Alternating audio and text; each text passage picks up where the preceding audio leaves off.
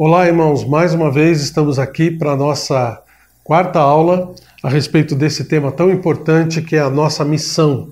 Ide e fazei discípulos.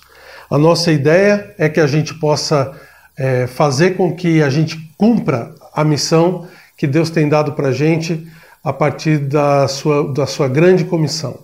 Lembra que hoje nós já falamos a respeito dos discípulos, definimos o que é um discípulo e vamos a partir de agora falar do discipulador, aquele que faz discípulos. Mas antes disso, vamos relembrar o nosso versículo-chave.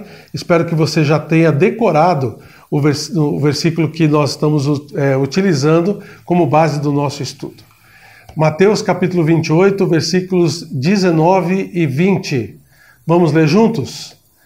Portanto, vão e façam discípulos de todas as nações, batizando-os em nome do Pai, do Filho e do Espírito Santo, ensinando-os a obedecer a tudo o que lhes ordenei, e eu estarei com vocês até o fim dos tempos. Esse versículo é a grande comissão que o Senhor Jesus nos deu e é isso que nós estamos estudando nessa série de lições a respeito do discipulado cristão, tá bom? Vamos rever um pouquinho daquilo que a gente já estudou. Quem é um discípulo?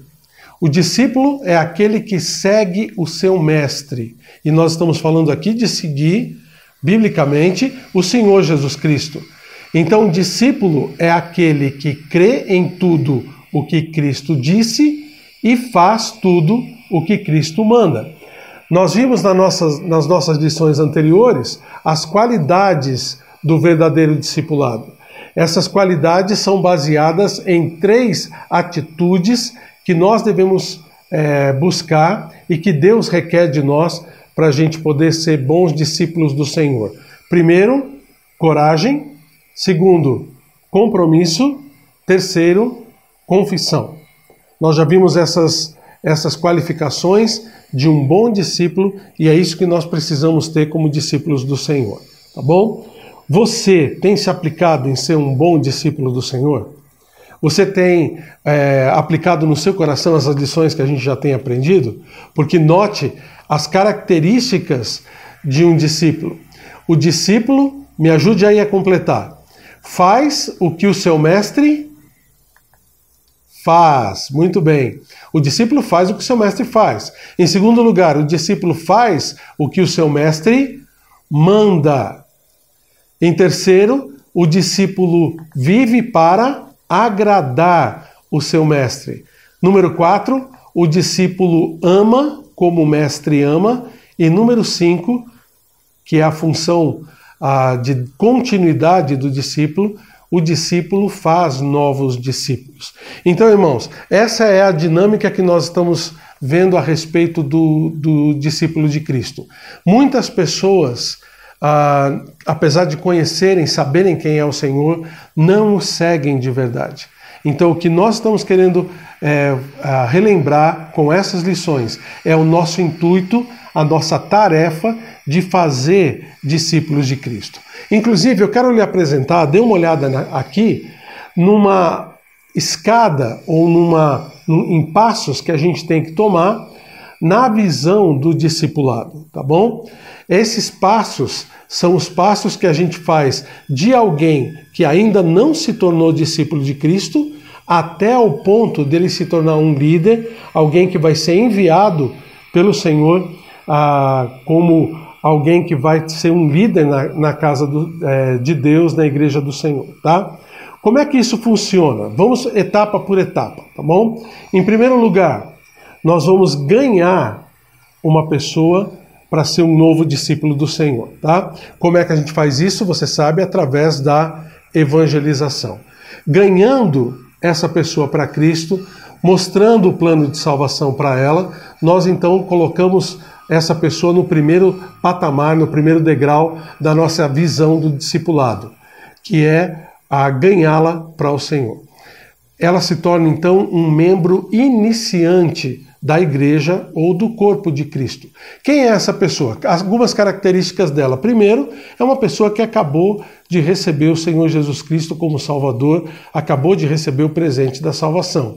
Ela então aprende a orar, a ler a sua Bíblia, que é o que nós chamamos de TSD, fazer o seu tempo a sós com Deus, aprende a vir à igreja e aprende também a mudar alguns hábitos na sua vida. Coisas que ela sabe e começa a enxergar que Deus não se agrada e ela começa a tirar isso da sua vida, ou coisas que ela começa a fazer como nova criatura em Cristo Jesus. Então esse a gente está chamando de um membro iniciante. A partir de então, nós pegamos esse discípulo e consolidamos esse discípulo, que é o segundo degrau, o segundo patamar.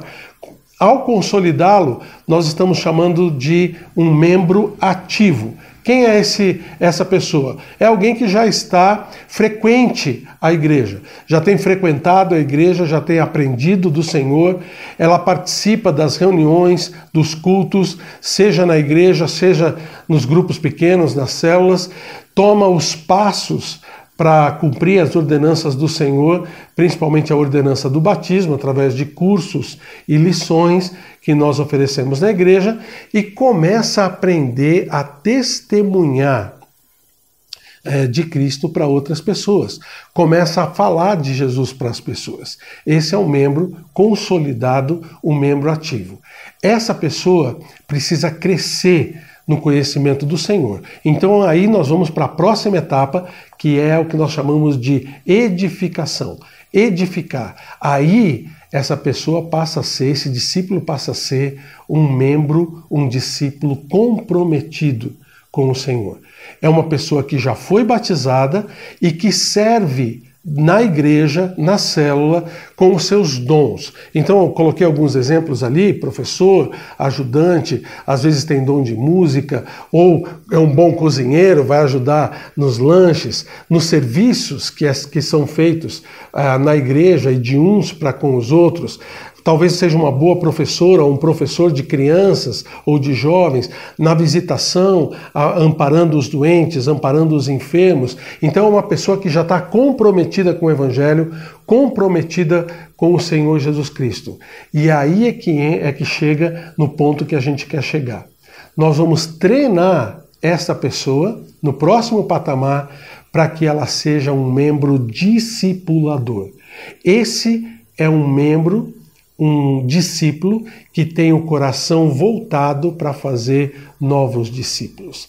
Esse é o ponto que a gente quer que cada um de nós chegamos. O próximo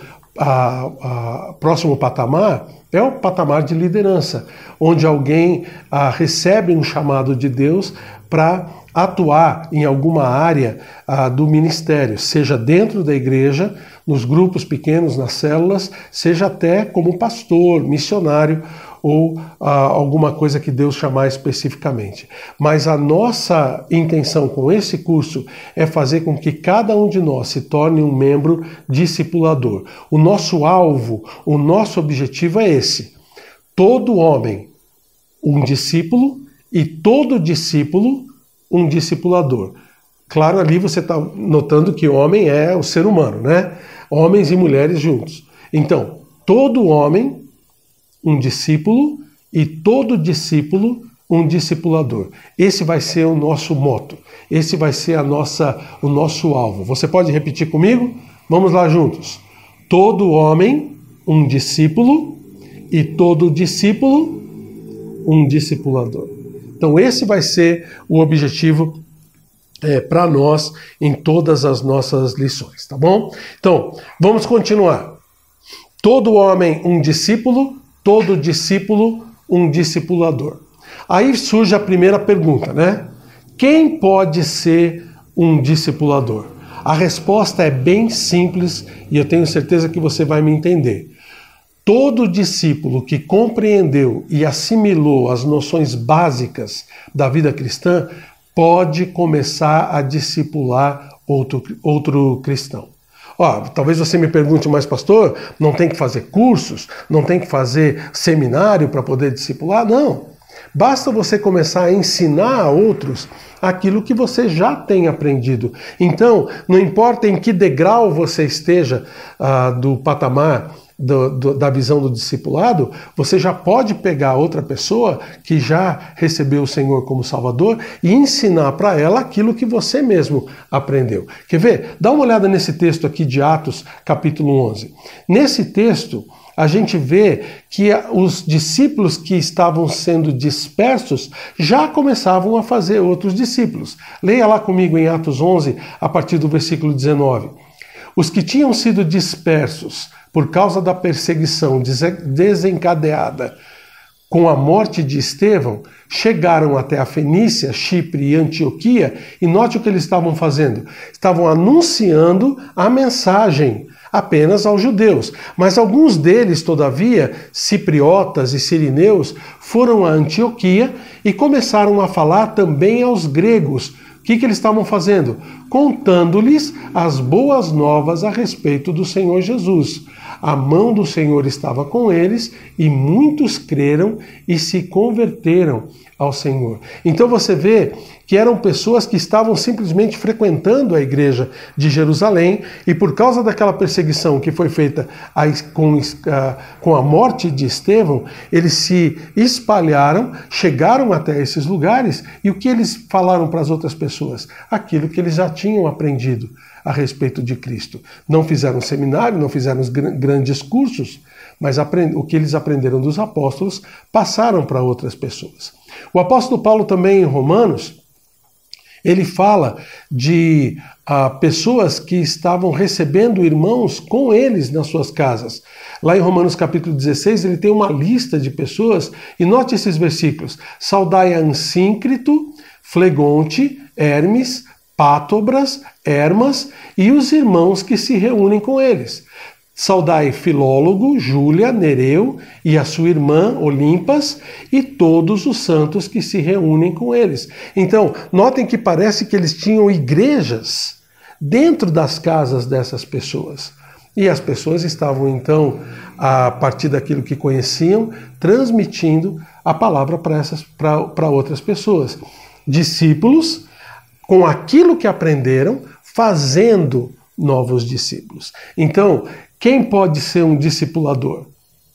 Todos nós que já aprendemos alguma coisa do Senhor podemos ser. Note que o autor do nosso livro coloca, ele diz o seguinte: devemos entender que no princípio ninguém tem todas as características ideais para ser um discipulador. Essas coisas se obtêm por meio da experiência de ensinar outros. Uma coisa muito importante é que ninguém sabe tudo. Ninguém é dono da verdade. Ninguém vai chegar a um ponto de conhecer todas as coisas. O que a gente faz com as outras pessoas? A gente ensina aquilo que a gente aprendeu. E uma coisa muito importante, você nunca vai ser um discipulador de verdade se você não der um passo para pegar alguém e discipular. Nem todos nós sabemos como fazer isso, mas na prática nós vamos aprender. Note essa frase interessante que o nosso autor coloca. Ninguém nasce sabendo ser pai, mãe, líder, profissional. Tudo isso se aprende no decurso da vida. Você que é pai ou que é mãe, você aprendeu isso da onde? Não foi na prática? Com as cabeçadas, com os erros, com os acertos. Quando a gente entra numa profissão, a gente até faz cursos, a gente até faz alguma coisa, mas na prática só é que a gente vai aprender realmente como fazer, os macetes de cada uma das profissões. Então, ser discipulador é a mesma coisa. A gente não precisa ter grandes ensinamentos teóricos, mas aquilo que a gente aprendeu, a gente pega alguém e ensina alguém. Então, quem pode ser um discipulador? Você. Você pode ser um discipulador. Se você pegar alguém e ensinar para essa pessoa o que você já aprendeu do Senhor Jesus Cristo. Tá bom? Então, a partir de agora, eu quero colocar para você algumas coisas que você precisa desenvolver na sua vida para que você possa realmente ser um bom discipulador, alguém que realmente vai transmitir a palavra do Senhor para as pessoas. E isso envolve as nossas 3 partes principais, tá? A nossa mente, envolve o nosso coração e envolve o nosso espírito. Tá? Essas três partes que estão dentro de nós, que fazem parte do nosso ser, devem estar envolvidos com o discipulado. Vamos começar falando a respeito do coração. Como deve ser o coração do discipulador? Nós vamos ter alguns versículos que nós vamos conversar a respeito disso, por isso eu quero que você preste atenção, tá bom? Note, levar alguém à maturidade espiritual requer uma grande disposição do coração. Coração é aquela nossa parte onde nós desenvolvemos as nossas emoções e a partir dele, então, nós vamos colocar o coração mesmo naquilo que a gente vai fazer. Isso demanda disposição. Esses versículos que eu quero chamar a sua atenção para eles. Note 1 Coríntios capítulo 9. O apóstolo Paulo diz assim, preste atenção, porque embora seja livre de todos, fiz-me escravo de todos para ganhar o maior número possível de pessoas. Note a disposição do apóstolo em dizer que se torna escravo das pessoas. Versículo 20 diz, tornei-me judeu para com o judeu, a fim de ganhar os judeus.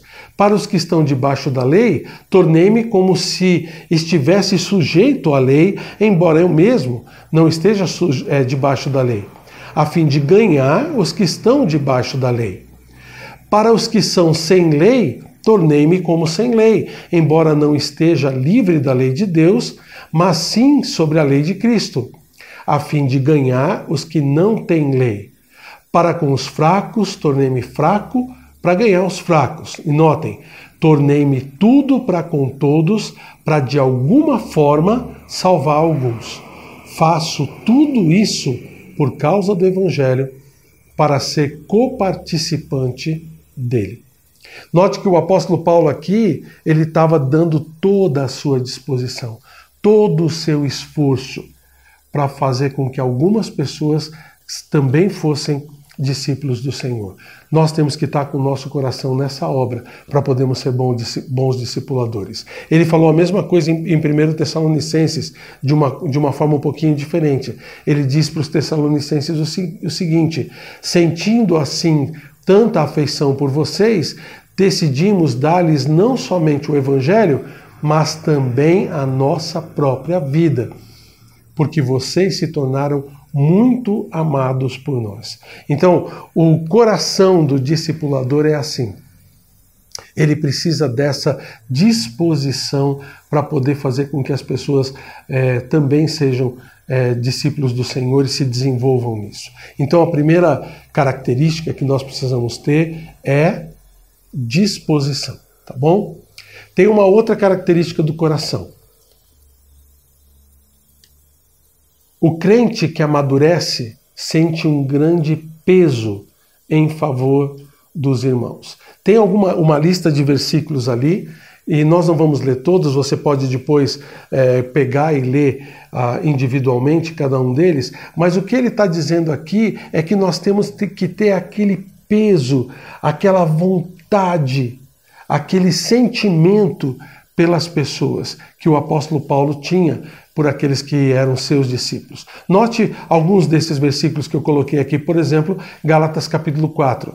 O apóstolo Paulo diz, meus filhos, novamente estou sofrendo dores de parto por sua causa, até que Cristo seja formado em vocês. Lembre, ele levou o evangelho para essas pessoas, fez com que elas se tornassem novas criaturas, nascessem em Cristo, e agora parece que ele sente de novo aquela vontade, aquele ímpeto para fazer com que eles se edificassem na vida cristã. Chama isso até de dores de parto, como se ele estivesse dando a luz a eles espiritualmente mais uma vez. Em 1 Tessalonicenses ele fala também, pois quem é a nossa esperança, alegria ou coroa em que nos gloriamos perante o Senhor Jesus na sua vinda?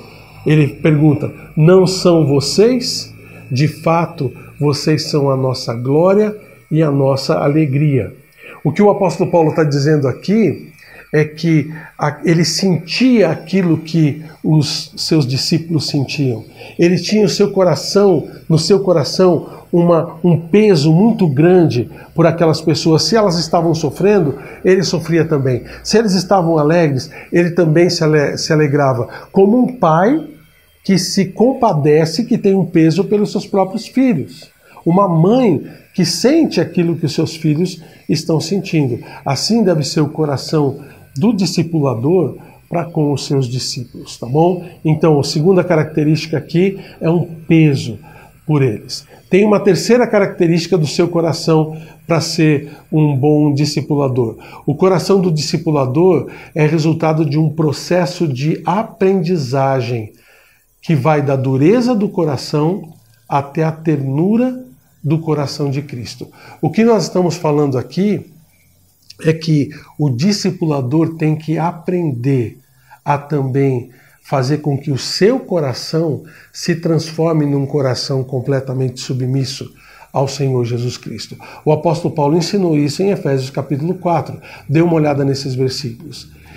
E ele designou alguns para apóstolos, outros para profetas, outros para evangelistas e outro para pastores e mestres, com o fim de preparar os santos para a obra do ministério, para que o corpo de Cristo seja edificado, até que todos alcancemos a unidade da fé e do conhecimento do Filho de Deus e cheguemos à maturidade, atingindo a medida da plenitude de Cristo. O que o apóstolo Paulo está nos ensinando aqui é que nós devemos ser maduros para que nós possamos então transmitir o ensinamento para outras pessoas. Isso tem a ver com um processo de aprendizado dentro dos nossos próprios corações.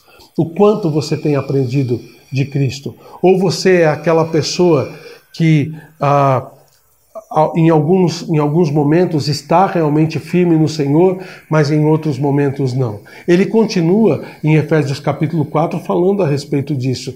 Note o versículo 14. O propósito é que não sejamos mais como crianças, levados de um lado para outro pelas ondas, nem jogados para cá e para lá por todo o vento de doutrina e pela astúcia e esperteza de homens que induzem ao erro, antes, seguindo a verdade em amor, cresçamos em tudo naquele que é a cabeça, Cristo.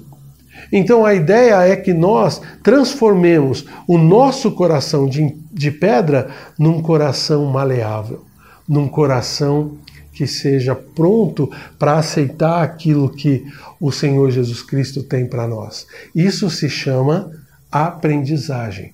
Nós não vamos conseguir transmitir aquilo que a gente tem para outros se nós não aprendermos primeiro. Nós não vamos conseguir transmitir Cristo para os nossos discípulos ou para outras pessoas que buscam a gente, se a gente não tiver um coração também disposto para aprender. Então notem, disposição, peso, aprendizagem são aquilo que a gente precisa ter nos nossos corações, tá bom? E existe mais uma característica que a gente precisa relembrar a respeito do nosso coração. As provas e as crises são coisas que Deus utiliza para gerar um conhecimento prático de Deus superior ao teórico. Aqui entra uma questão bem importante.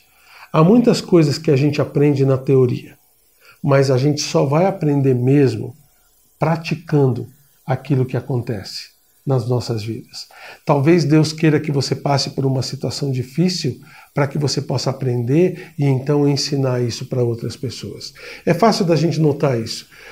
Se você tem passado por uma situação muito difícil na sua vida, às vezes é uma doença, às vezes é uma situação financeira, e alguém chega para você e tenta te consolar.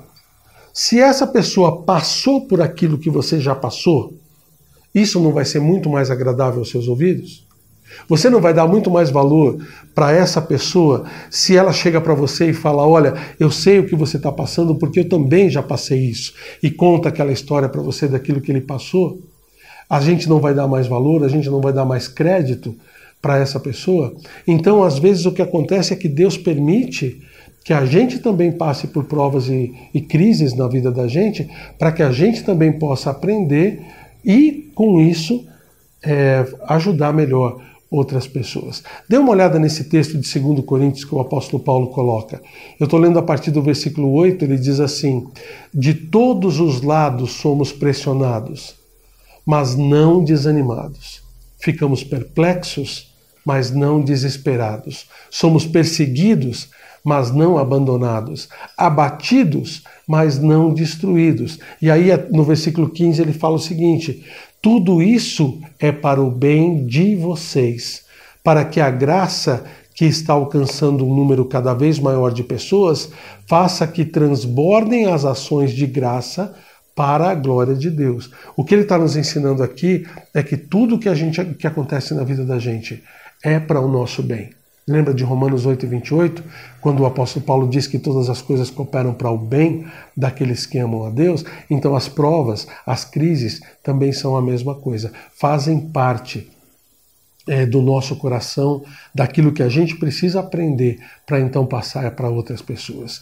Então, as provas também são parte da nossa vida cristã e que são parte do nosso aprendizado para sermos bons discipuladores, o aprendizado do coração, tá bom? Então, essas 4 características, disposição, carga ou peso, aprendizagem e provas, são coisas que nosso coração vai aprender. E aí o que acontece? O coração passa a ser um coração de um crente maduro, com certas características espirituais.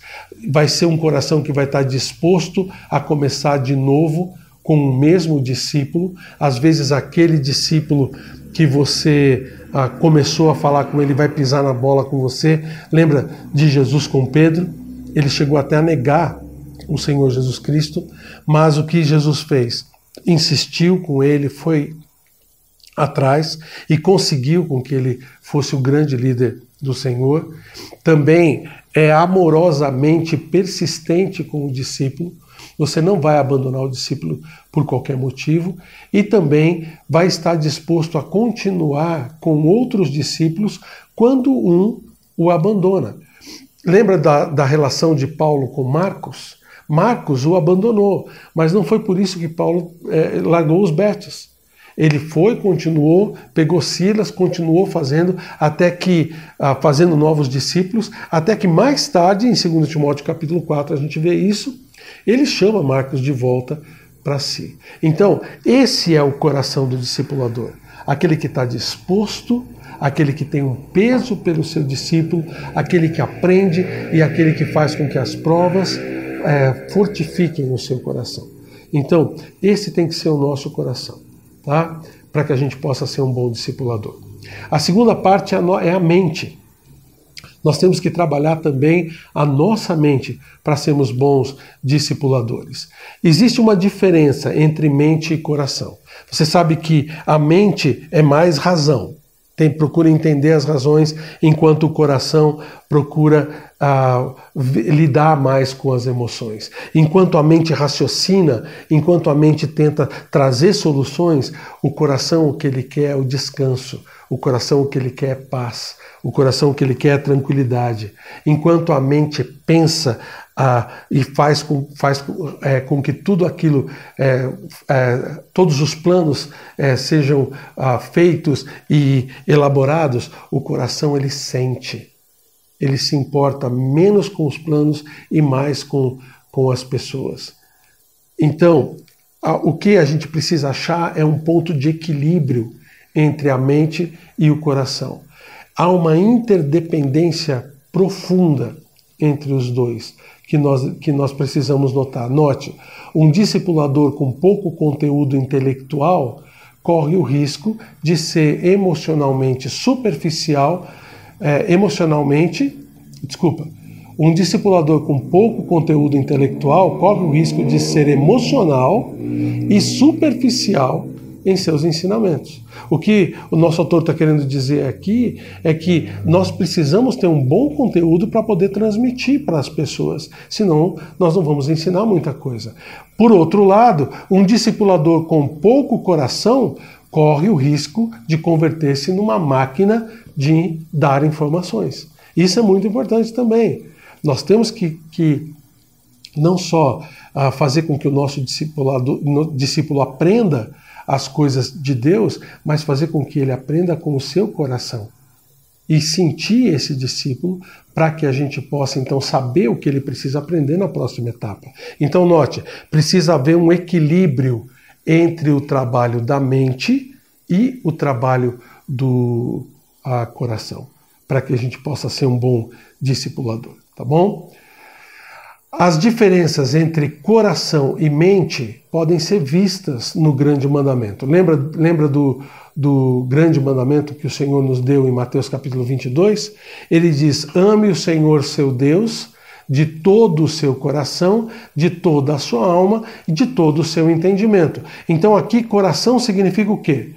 Os sentimentos, a alma, a nossa vontade, a nossa disposição, e o entendimento, o raciocínio. Então note que mesmo dentro do grande mandamento existe um equilíbrio entre a mente e o coração. Nós precisamos também ter a nossa mente voltada para discipular bem os nossos discípulos, tá bom? Note que o discipulador ele deve exercitar a sua mente por meio de um estudo sério da Bíblia e assim poderá entender bem o coração e a vontade de Deus e logo poderá transmiti-la efetivamente. Então, não adianta a gente saber tudo se a gente não sabe como transmitir. Não adianta a gente saber ter um conhecimento maravilhoso das coisas que Deus nos ensina se a gente não consegue transmitir isso para as pessoas para as quais a gente vai ensinar. Então é muito importante a gente ter o equilíbrio entre a sua mente e o seu coração, tá bom? E para finalizar, a última parte, nós estamos chamando de o espírito do discipulador, que também é o jeito como você vai lidar recebendo as coisas, as instruções de Deus para então transmitir para o seu discípulo, tá bom? Note uma coisa muito importante.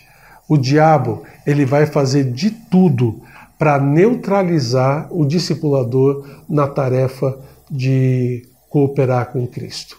O que nós estamos querendo dizer com isso?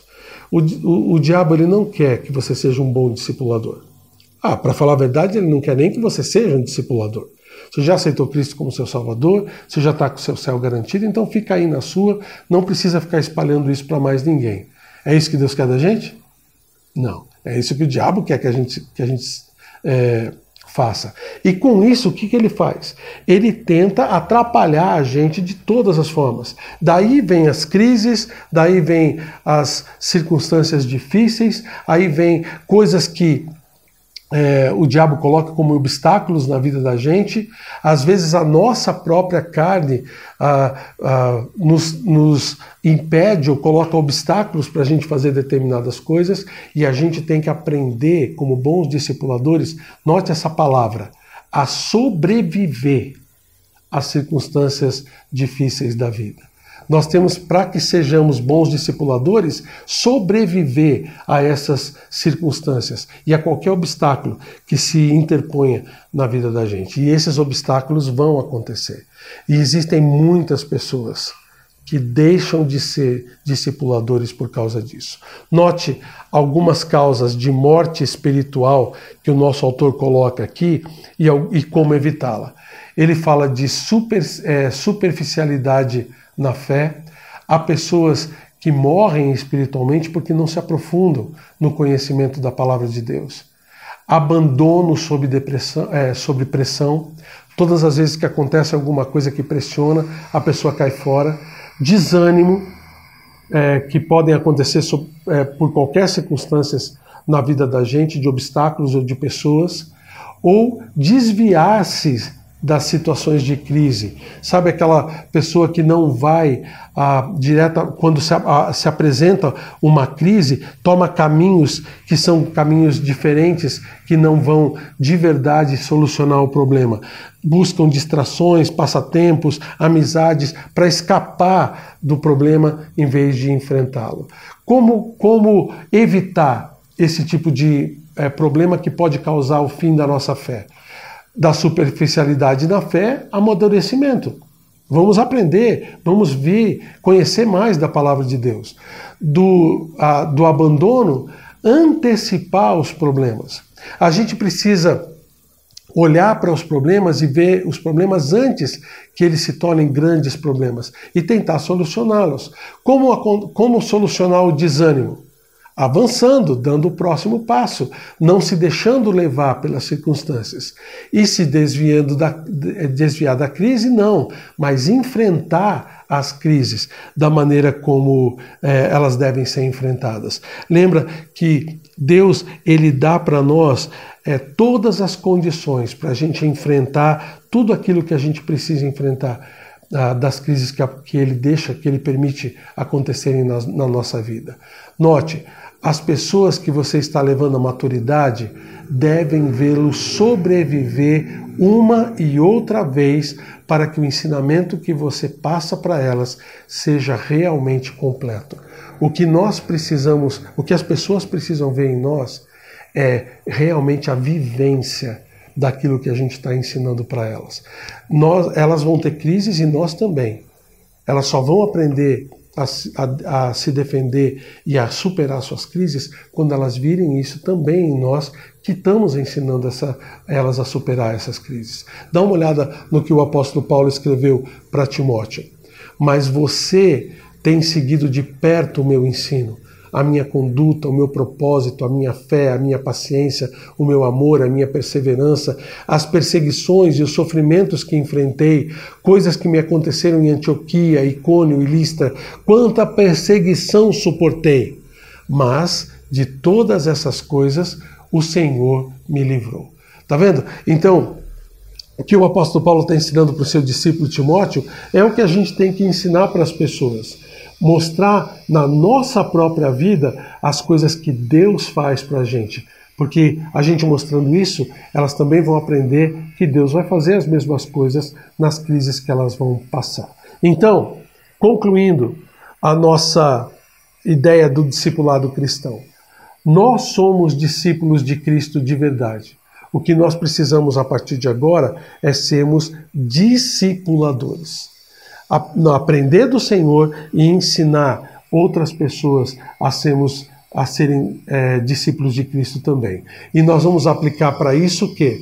A nossa mente, o nosso coração e o nosso espírito, todos submissos a Cristo, para que a gente possa então fazer com que outras pessoas também sejam submissas a Cristo da mesma forma que nós somos. Então, o que nós aprendemos hoje? Que nós somos bons discípulos do Senhor, mas o que nós precisamos é nos tornar bons discipuladores também, aplicando a nossa vida e dando o nosso empenho completo para todas essas coisas, tá bom? Nós vamos dar continuidade ao nosso estudo aqui. Você deve continuar aplicando na sua vida essas lições e procure buscar alguém que possa ser alguém que você vai discipular, tá bom?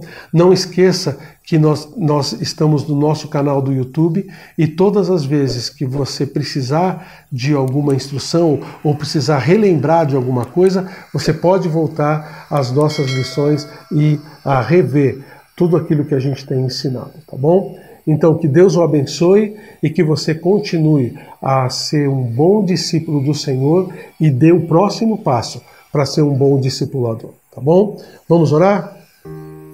Pai, nós agradecemos o Senhor, porque o Senhor nos trouxe ao conhecimento do Senhor para sermos bons discípulos de Ti. Agora pedimos por cada um que está assistindo essa lição, que cada um de nós possamos ser bons discipuladores, cumprindo a ordem que o Senhor nos deu para irmos e fazermos discípulos. E fazemos desses discípulos, olhando para nós, bons imitadores do Senhor também. É o que pedimos em nome de Jesus. Amém. Que Deus te abençoe e que você seja um bom discipulador daqui para frente.